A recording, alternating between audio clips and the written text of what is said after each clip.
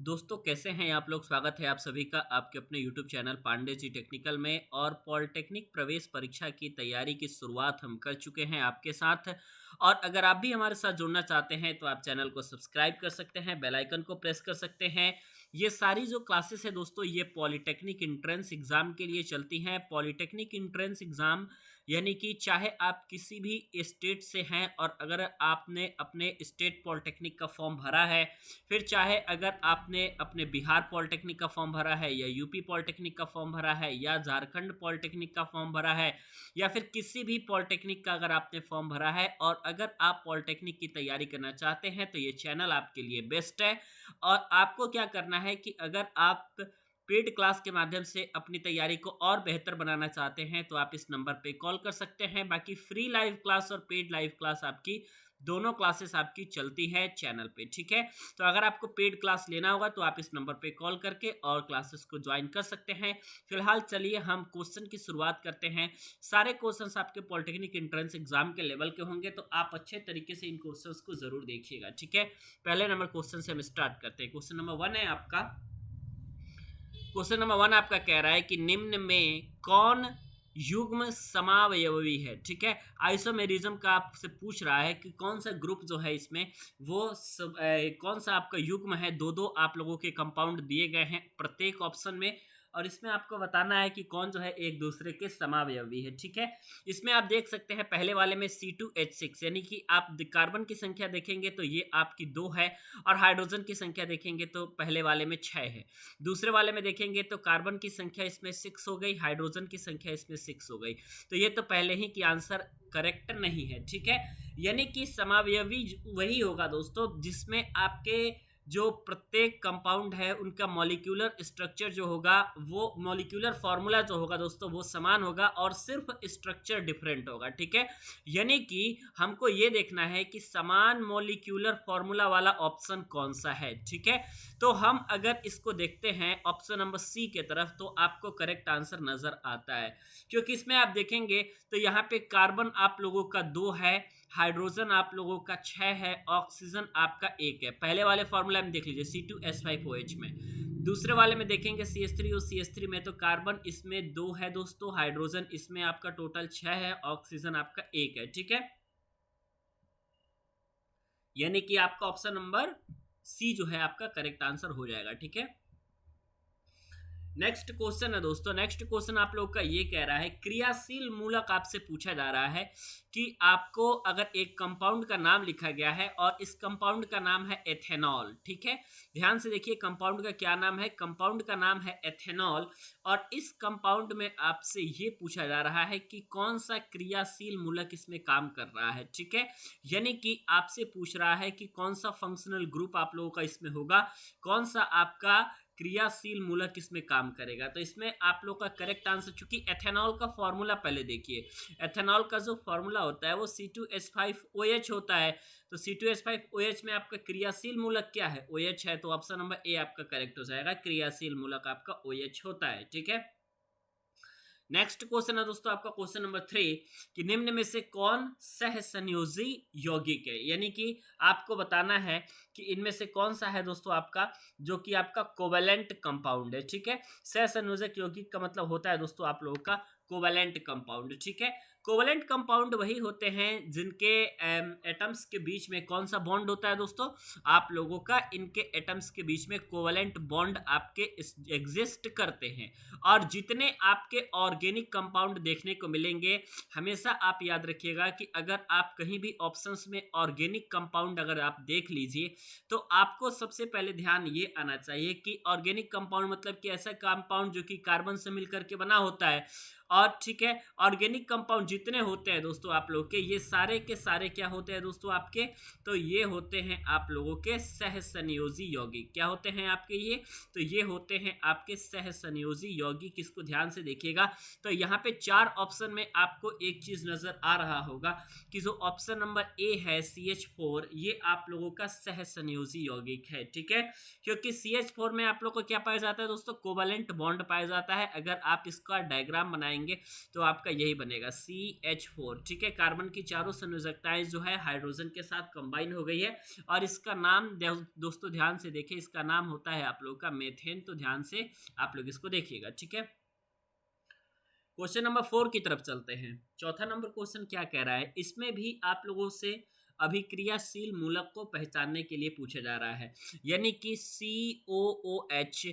ठीक है, अभिक्रियाशील मूलक को क्या कहते हैं। ठीक है, तो ये जो अभिक्रियाशील मूलक दोस्तों होता है, ये ध्यान से देखिएगा कि ये अम्ल का अभिक्रियाशील मूलक होता है। ठीक है, COOH आप लोगों का अम्ल का अभिक्रियाशील मूलक होता है। ध्यान से देख लीजिएगा। ठीक है, मैं यहाँ पे लिख देता हूं कि ये जो होता है आप लोगों का अम्ल का अभिक्रियाशील मूलक आप लोगों का निकल के आता है। ठीक है, तो आप देख सकते हैं COOH का डायग्राम बनाएंगे तो कार्बन जो है आप लोगों का ऑक्सीजन के साथ डबल बॉन्ड के साथ अटैच होगा और यहाँ पे आप लोगों का OH समूह रहेगा। आप ध्यान से देखिए, इस कार्बन की चारों संयोजकताएं आप लोगों की पूरी हो चुकी हैं। ठीक है, option number C correct answer है। नेक्स्ट क्वेश्चन की तरफ चलते हैं। ठीक है, इसमें भी क्रियाशील मूलक पहचानने के लिए कह रहा है और क्वेश्चन नंबर 5 बहुत आसान है। CHO आप लोग का क्रियाशील मूलक को क्या कहते हैं, आपको करेक्ट आंसर बताना है। तो ये आप लोग का जो होता है दोस्तों, ये एल्डिहाइड होता है। ध्यान से देख लीजिएगा, CHO क्रियाशील मूलक हमारा एल्डिहाइड होता है। ऑप्शन नंबर B सही हो जाएगा। ठीक है, नेक्स्ट क्वेश्चन की तरफ चलेंगे तो इसमें आप लोगों से क्वेश्चन ये पूछा जा रहा है कि नाइट्रोजन के अणु में नाइट्रोजन परमाणुओं के बीच आपके कितने कोवेलेंट बॉन्ड होते हैं। ठीक है, तो आपको एक बात हमेशा याद है कि नाइट्रोजन के बीच में जो है आप लोगों के ये ट्रिपल बॉन्ड पाया जाता है। ठीक है, तो जब आपके ट्रिपल बॉन्ड पाए जाते हैं तो यही तो आप लोगों के कोवेलेंट बॉन्ड है। ये जो आपका है ये क्या है, यही तो आप लोगों का दोस्तों कोवेलेंट बॉन्ड है। तो बस आपको इसमें यही बताना है कि इसमें कितने कोवेलेंट बॉन्ड होते हैं। N2 अणु में नाइट्रोजन परमाणुओं के बीच जो होता है ये कितने के सह संयोजन आबंध होता है। तो ये 3 है आप लोग का। तो ऑप्शन नंबर C आपका करेक्ट आंसर निकल के आ जाएगा। ठीक है, 7 नंबर क्वेश्चन की तरफ चलते हैं दोस्तों। 7 नंबर क्वेश्चन है आप लोगों का कि बेंजीन का अणु सूत्र क्या होता है। ठीक है, बेंजीन यानी इसका जो फॉर्मूला होता है दोस्तों C6H6 होता है और इसका बेंजीन का अणु सूत्र C6H6 हो जाएगा। इसी को हम लोग क्या कहते हैं दोस्तों, इसको हम लोग कहते हैं बेंजीन। ठीक है, तो यहाँ पे आप लोग का ऑप्शन नंबर C करेक्ट हो जाएगा। ठीक है, फॉर्मूले पे आप लोग ध्यान से देखिएगा, आराम से आप क्वेश्चंस को कर सकते हैं, कोई दिक्कत की बात नहीं है। नेक्स्ट क्वेश्चन है सबसे कठोरतम तत्व कौन है। इनमें से सबसे कठोरतम तत्व पूछ रहा है, ध्यान से देखिएगा। ठीक है, ये जो पत्थर है ना, ये आपका ऑप्शन गलत हो जाएगा क्योंकि पत्थर आप लोग का तत्व नहीं है। तत्व आपसे पूछा जा रहा है कि कठोरतम तत्व कौन सा है। तो कठोरतम तत्व आप लोगों का हीरा है, तो हीरा आप लोग का करेक्ट आंसर हो जाएगा। ठीक है, नेक्स्ट क्वेश्चन की तरफ चलते हैं। नेक्स्ट क्वेश्चन है आप लोग का अक्रिय तत्व कौन है। इनमें से आपको बताना है कि अक्रिय गैस के तत्व कौन है। अक्रिय तत्व मतलब कि ऐसे तत्व जो कि केमिकल रिएक्शन में सामान्यतः हिस्सा नहीं लेते हैं, मतलब कि वो इनर्ट गैस होते हैं, वो अभिक्रिया नहीं करते हैं। ठीक है, तो इसका करेक्ट आंसर हो जाएगा अक्रिय तत्व जो होते हैं आप लोगों के, ये हो जाएंगे आपके हीलियम। इसमें आपका हीलियम जो है ये अक्रिय तत्व है। कार्बन, सोना और हाइड्रोजन ये तीनों आप लोगों के गलत आंसर हो जाएंगे। ध्यान से देख लीजिएगा। क्लोरीन की संयोजकता आपसे पूछी जा रही है, ध्यान से देखिए। क्लोरीन की संयोजकता आपकी 1 होती है, ध्यान से देख लीजिएगा। ठीक है,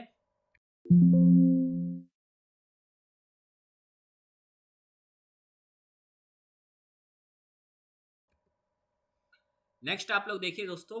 नेक्स्ट है आप लोगों का कि बहुत सारे स्टूडेंट्स अपने पॉलिटेक्निक एंट्रेंस एग्जाम की तैयारी करना चाहते हैं, तो उसके लिए आपके पास धुरंधर बैच का ऑप्शन है। इस बैच में आप जुड़ सकते हैं और बैच में जुड़ के पूरी कंप्लीट तैयारी कर सकते हैं। तो आप इस नंबर पे कॉल कीजिए, नंबर पे कॉल करके आप बैचेस को ज्वाइन आराम से कर सकते हैं और बैच को ज्वाइन करके आप क्लासेस को भी अटेंड कर सकते हैं। ठीक है, जो फीस आपकी है दोस्तों ये 299 की फीस है। 299 की फीस में आप पूरा कंप्लीटली क्या कर सकते हैं दोस्तों, पूरा कंप्लीटली 299 के फीस में आप ज्वाइन कर सकते हैं। आप अपने पूरे एंट्रेंस एग्जाम की तैयारी कर सकते हैं। Next question. नेक्स्ट क्वेश्चन दोस्तों, अभी तक आपने जो प्रश्न देखे वो किस चीज के प्रश्न थे आपके, तो अभी तक जो आपके सारे प्रश्न थे वो सारे के सारे प्रश्न आप लोगों के थे दोस्तों केमिस्ट्री से। लेकिन अब क्वेश्चन नंबर 11 जो आपका आ रहा है, ये आप देख पा रहे होंगे कि ये क्वेश्चन जो है दोस्तों आप लोग का, ये आप लोगों का आ गया किस चीज से दोस्तों, तो ये आ गया आपका फिजिक्स से। क्वेश्चन पूछा जा रहा है कि दाढ़ी बनाने के लिए जो उपयोग में आने वाला जो दर्पण होता है वो कौन सा दर्पण होता है। ठीक है, ध्यान से देखिएगा। क्वेश्चन कहा जा रहा है आपसे कि दाढ़ी बनाने के लिए, ठीक है, दाढ़ी बनाने के लिए उपयोग में आने वाला दर्पण। तो दाढ़ी बनाने के लिए उपयोग में आने वाला दर्पण जो होता है, दाढ़ी बनाने के लिए उपयोग में आने वाला दर्पण कौन सा दर्पण होता है आप लोगों का? तो अवतल दर्पण होता है। आप लोग इसका option number A correct answer देख सकते हैं। ठीक है, नेक्स्ट क्वेश्चन। और ये जो क्वेश्चन है दोस्तों आप लोगों का, ये क्वेश्चन सबसे ज्यादा बार पॉलिटेक्निक एंट्रेंस एग्जाम, इसके अलावा जितने आपके एंट्रेंस एग्जाम होते हैं उसमें बहुत ज्यादा बार ये क्वेश्चन को रिपीट किया जाता है। इसका रीजन जानते हैं क्या है? इसका रीजन ये है आप लोग का कि ये जो क्वेश्चन है आप लोग का एनसीईआरटी का क्वेश्चन है। ठीक है, एनसीईआरटी के बुक में बिल्कुल सेम क्वेश्चन आप लोग के टेक्स्ट बुक में दिया गया है, जिसके कारण इस क्वेश्चन का इंपॉर्टेंस कुछ अलग हो जाता है। क्वेश्चन है आप लोग का कि निम्नलिखित में से कौन सा पदार्थ लेंस के लिए प्रयुक्त नहीं किया जा सकता। ठीक है, यानी कि आपको बताना है 4 आपके पदार्थ दिए गए हैं, जो कि आपका जल है, कांच है, प्लास्टिक है, मिट्टी है। आपको बताना है कि इनमें से ऐसा कौन सा पदार्थ है जो कि आप लेंस के लिए प्रयुक्त नहीं कर सकते हैं। तो ऑप्शन नंबर डी करेक्ट हो जाएगा, मिट्टी का प्रयोग हम लेंस के लिए नहीं करते हैं।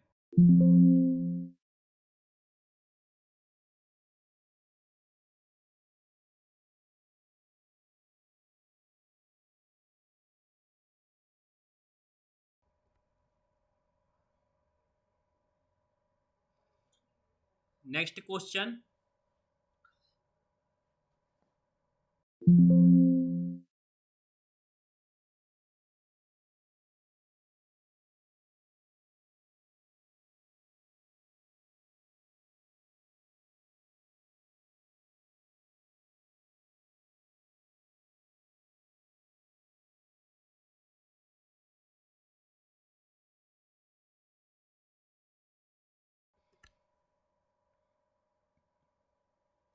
नेक्स्ट क्वेश्चन है आपका कि निर्गत किरण तथा अभिलंब के बीच कोण को क्या कहते हैं। ठीक है, निर्गत किरण तथा अभिलंब के बीच का जो कोण होता है उसको हम क्या कहते हैं। ठीक है, तो निर्गत किरण और अभिलंब के बीच के कोण को हम निर्गत कोण कहते हैं। ऑप्शन नंबर सी इसका करेक्ट आंसर हो जाएगा। ठीक है,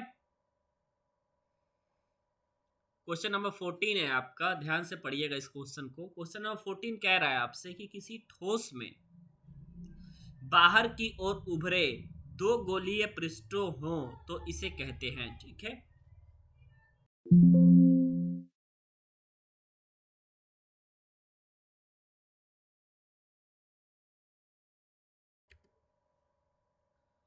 कहा जा रहा है कि किसी भी ठोस में अगर बाहर की ओर उभले उभरे 2 गोलीय पृष्ठ अगर हो तो इसे कहते हैं। काफी आसान सा है आपका ये उत्तर, लेंस करेक्ट आंसर हो जाएगा इसका। ठीक है, नेक्स्ट क्वेश्चन है कि किसी बिंब का अवतल दर्पण द्वारा बना प्रतिबिंब हमेशा अगर आभासी और सीधा और बिंब से बड़ा पाया गया तो वस्तु की स्थिति कहाँ होनी चाहिए। ठीक है,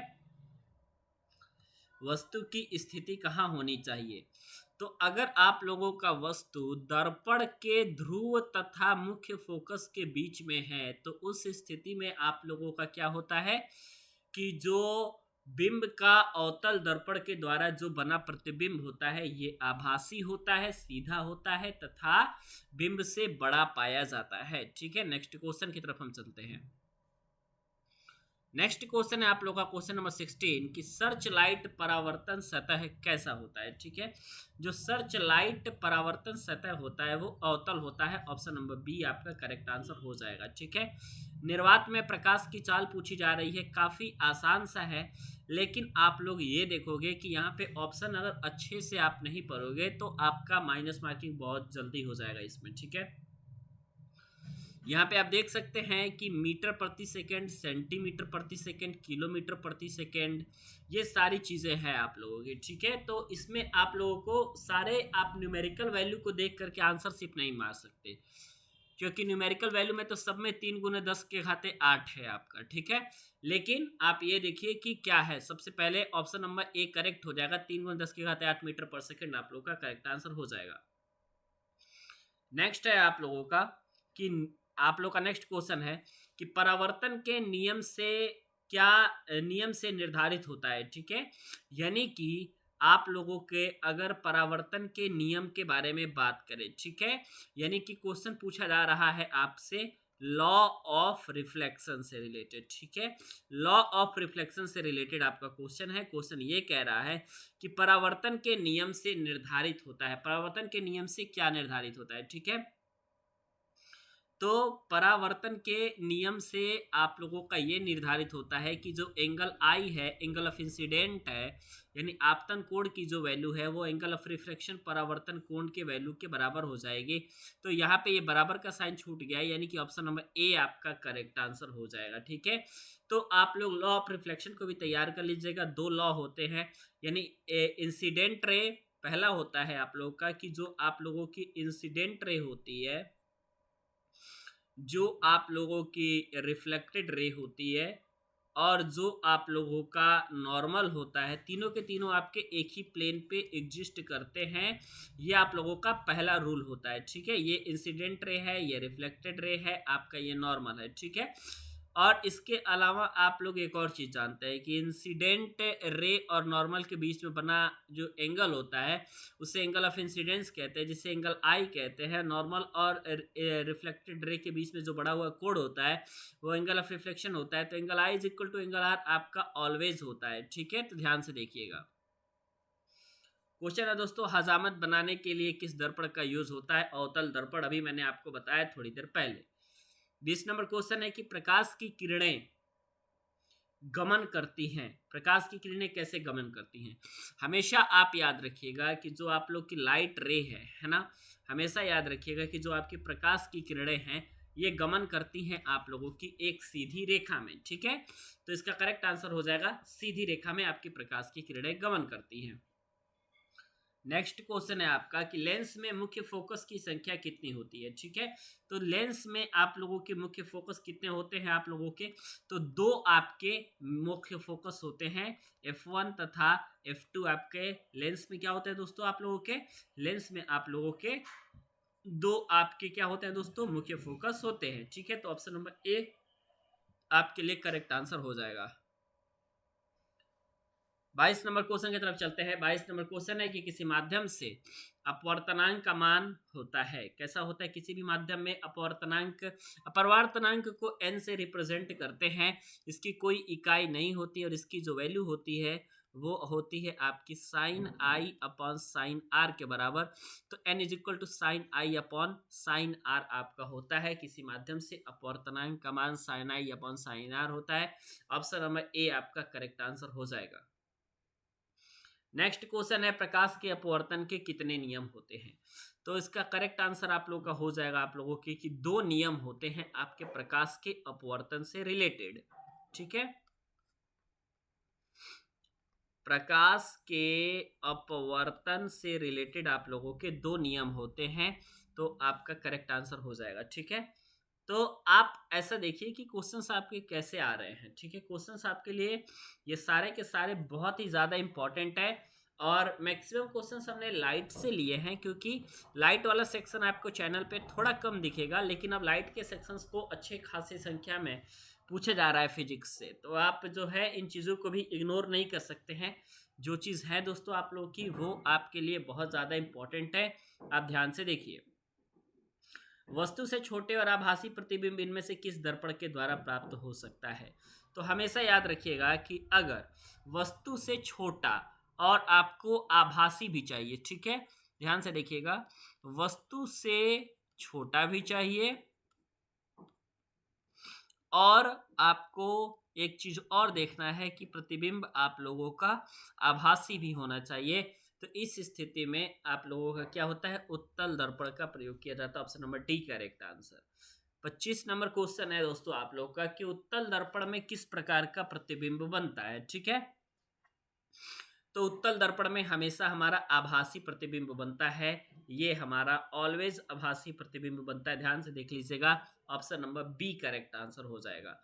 26 है आपका समतल दर्पण द्वारा क्या बनते हैं। ठीक है, फटाफट बताइए कि अगर हम यूज करते हैं समतल दर्पण तो इसके द्वारा क्या बनता है। समतल दर्पण के द्वारा हमेशा आभासी प्रतिबिंब तथा सीधा प्रतिबिंब बनता है। ठीक है, तो आपको क्वेश्चन अगर घुमा के भी पूछे तो कोई दिक्कत नहीं होना चाहिए, आप आराम से बना सकते हैं। ठीक है, नेक्स्ट है दोस्तों आप लोग का धुरंधर बैच से इंट्रोडक्शन। आप इस बैच में ज्वाइन कर सकते हैं। बैच में ज्वाइन करके आप क्लासेस को ले सकते हैं। डेली आपकी क्लासेस दोस्तों चलती हैं, आप क्लासेस आराम से लीजिए, क्लासेस कीजिए, बहुत आसानी के साथ आप जो है पॉलिटेक्निक एंट्रेंस एग्जाम को क्वालिफाई कर लेंगे। बाकी अगर आप कॉल करके क्लासेस को ज्वाइन करना चाहते हैं तो आप इस नंबर पे कॉल करके क्लासेस को भी ज्वाइन कर सकते हैं। ठीक है, वीडियो देखने के लिए और हमारे साथ बने रहने के लिए बहुत बहुत धन्यवाद।